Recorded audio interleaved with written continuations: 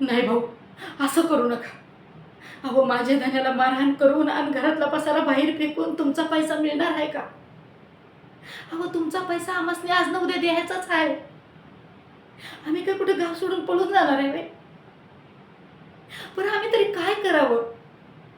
एकतर हाताला कामधंदा लागना आणि इकडून तिकडून लागला बी तर पैसा यायला मिळेना. आम्ही कसं जगतोय आणि कसं खातोय हे फक्त आमचा आम्हासनी ठाव आहे. थोरली पोरगी 2 दिवस झालं मरणाच्या तापानं फणफणली. पण तिला एक गोळी खाया 5 रुपये नाहीत माझ्याकडे.